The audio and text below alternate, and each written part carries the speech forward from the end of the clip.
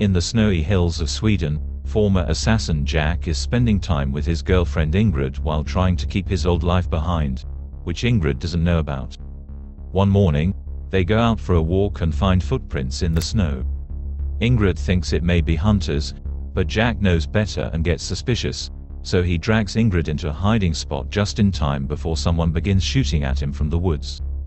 Jack shocks Ingrid by revealing he has a gun and uses it to kill the attacker with one accurate shot. The body falls in front of them and Jack begins searching it while telling Ingrid to go to the house to call the police. As soon as Ingrid turns around though, Jack kills her too because he knows his identity has been compromised. Nearby, there's a car with another assassin waiting for his partner, but Jack finds him and kills too. Afterward, Jack hurries to leave the country and makes his way to Rome, Italy, where he meets with his handler Pavel. Jack explains he was found by the Swedes and that Ingrid had nothing to do with it, but Pavel still believes she could have set him up and reminds Jack he shouldn't make friends in this line of work. Pavel will take care of the people that found Jack, but meanwhile he can't stay in such a big city, so he's made arrangements for Jack to stay in Castelvecchio, a very small town on the map. Using the car Pavel prepared for him, Jack travels to Castelvecchio, but he hates it as soon as he arrives for being so small and boring. Jack decides to turn the car around, throw away the phone Pavel got him, and go to Castel del Monte, a more active town.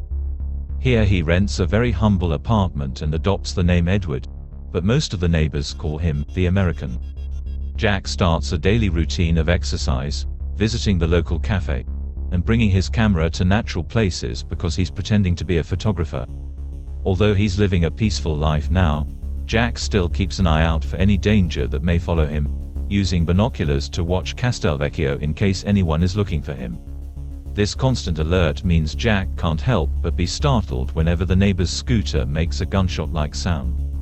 One morning, Jack's having trouble using a vending machine and is approached by Father Benedetto, who helps him out after Jack says he isn't good with machines. Benedetto asks a bunch of questions to get to know him better and invites him to drink wine at his house later. Jack tries to turn him down, but Benedetto reminds him priests see everything. Afterward, Jack uses a payphone to finally call Pavel, who is furious with him for ditching the cell phone. Pavel still offers Jack a job, which would consist of making a custom fit for a fellow assassin, meaning Jack won't have to kill anyone. Jack promises to think about it. In the evening, Jack goes to see Benedetto for that drink. Benedetto is surprised that if Jack is photographing Italy he isn't learning about the country's history, then he points out it's probably his American nature that makes him think he can escape history and only live in the present. Sometime later, Jack drives to Sulmona, where he does some shopping and watches Mathilde from afar. When she sits at a cafe, Jack takes the table next to her and picks up her newspaper when she drops it as a sign he's the gunsmith she's looking for. Mathilde gives Jack all the details she needs for her weapon and Jack accepts the job. He also points out there's been a guy watching him, but Mathilde swears she's working alone. Later when Jack returns home, he thinks he sees the same guy in town and does his best to avoid him. At night, Jack begins having trouble sleeping, reacting to any noise he hears by taking out his gun. A few days later, Jack goes to the post office to pick up a very special package. It's the pieces he needs to start working on the weapon. The first half of the assembly goes well, but he's going to need some extra things to build a silencer. When night falls, he decides to visit a boarding house and meets Clara, a call girl that rocks his world. Sometime later, Jack helps Benedetto fix his car when it breaks down in the middle of the road. The priest thanks him by inviting him to dinner at his house, and Jack gets to hear Benedetto's stories about his relationship with the townspeople.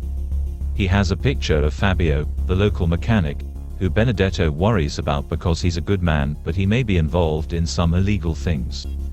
Jack wonders if Benedetto ever wanted to be anything other than a priest, and Benedetto sarcastically wonders if Jack ever was something other than a photographer.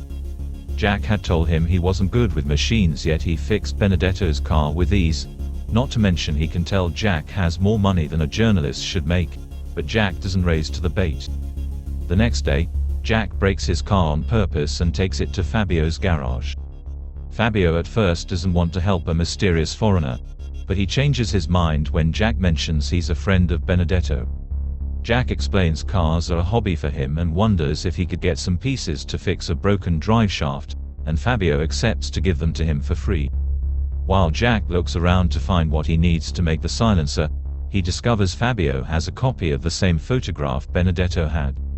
On his way home, Jack sees Clara going to church and can't help sharing a flirty look with her. As soon as he gets to his apartment, Jack begins working on the weapon again, finishing the silencer successfully by the time night falls. The next day he takes the rifle to the woods and tests it to confirm it works perfectly. Later Jack goes to the Bordy house to celebrate, but Clara isn't working today and Jack decides to leave instead of choosing a different girl. In the evening, Jack goes to a cafe and notices the same guy is still watching him. The clerk brings Jack an envelope someone left for him, and inside Jack finds a newspaper clip talking about the bodies he left in Sweden. When he returns to his apartment, he decides to take a different road just in case and keeps his gun extra close when he goes to bed. Sometime later, Jack goes to the train station to pick up Mathilde, who is wearing a different wig to protect her identity from curious eyes. Then he drives her to a secret spot in the forest near the river that he's sure only he knows of. But Mathilde still wants to walk around and check there aren't any footprints or tire tracks before they get to work.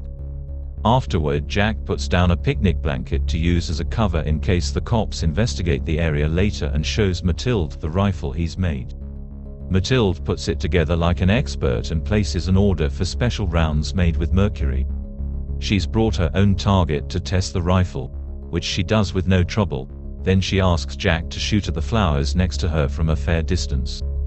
Jack is surprised that she trusts him enough not to kill her and shoots the flowers without even making her flinch, impressing Mathilde with the silencer he made because she couldn't tell where the bullet came from. Once they're done, Mathilde asks for some last adjustments and for the delivery to be made by the 1st of next month as she pays the first half of the money. The bullet cases are thrown in the river, and Jack throws some wine on the grass as part of the cover. He even took the time to chill it because that's how it's drunk here. At that moment, a butterfly lands on Mathilde's arm, and Jack tells her some cool facts about that specific type. This makes Mathilde call him Mr. Butterfly, and asks if Jack ever brought a woman here before, which he denies. In the evening, Jack stops by the Bordy house to have some fun with Clara, who also calls him Mr. Butterfly because of his tattoo. Clara can tell Jack has something in his mind, but Jack doesn't think her worry is sincere and explains she doesn't have to act for him as she does for other clients. He also tips generously, and when Clara points out she makes more with him than all the other girls together, he confesses he doesn't see the other girls. Jack continues to work on the modifications for the rifle and the bullets with mercury, but he also takes breaks at the cafe. One afternoon, he comes across Clara, who is going to the movies with her girlfriend. They do some chit-chatting and Clara points out she's free on Wednesday, so Jack says they can meet at the usual place. Clara tries to get him to mention what the usual place is, and when he doesn't dare to mention the Bordy house in front of her girlfriend, Clara takes advantage of this and asks him to meet her at a restaurant. After the ladies are gone, Jack opens the newspaper and worries when he reads about call girls getting killed. Later that night, Jack is making his way home and notices the usual guy isn't just watching anymore, he's now actually following him.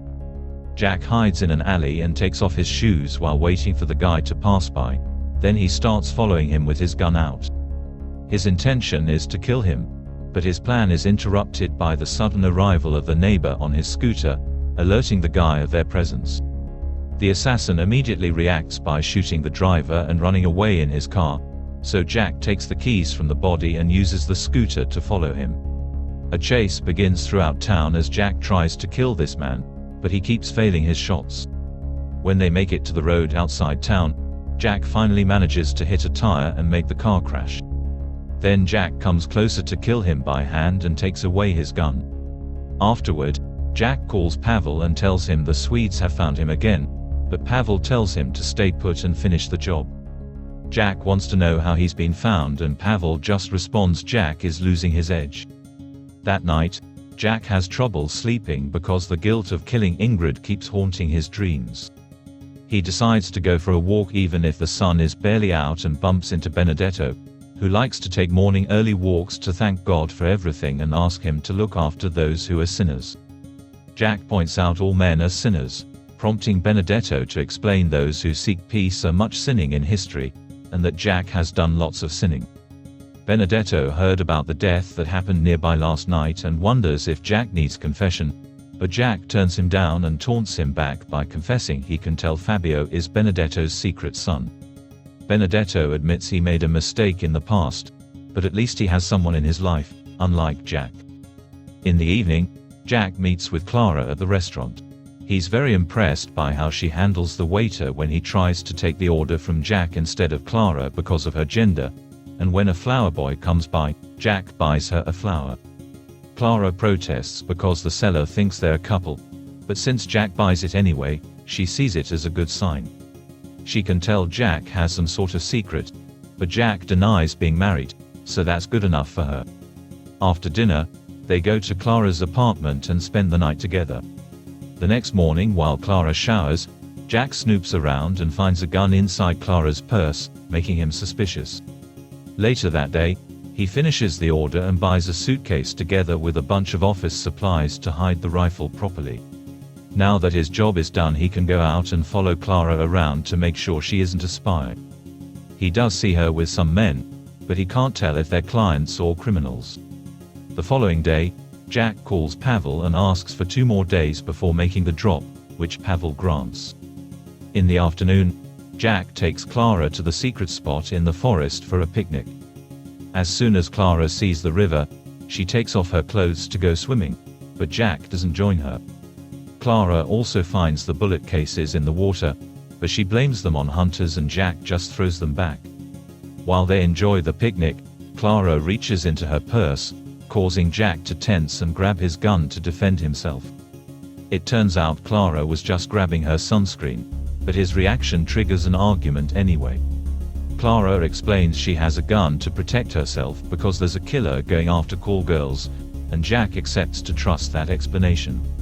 Then Clara asks him to come with her to the town procession tomorrow, and when Jack says he'll think about it, Clara wonders if they can start going on dates all the time. Jack immediately shuts down the idea, explaining he can't stay forever, prompting Clara to kiss him and beg him to stay. Jack can't stop thinking about Clara's request when he goes home and decides to call Pavel to inform him that after he does the delivery, he's out. Pavel seemingly accepts this with no trouble, but after Jack hangs up, Pavel calls Mathilde with a special request. The next day, Jack drives to a cafe by the road to meet with Mathilde, who is wearing a different wig again. He hands her the mercury bullets in a special can, and Mathilde grabs the suitcase too while excusing herself to go to the bathroom, where she prepares an extra gun she brought with her. Jack notices Mathilde is taking too long and the other clients have left, so he's anxious and alone. With the gun ready in his pocket, Jack decides to wait outside just in case, and Mathilde brings him the rest of the money.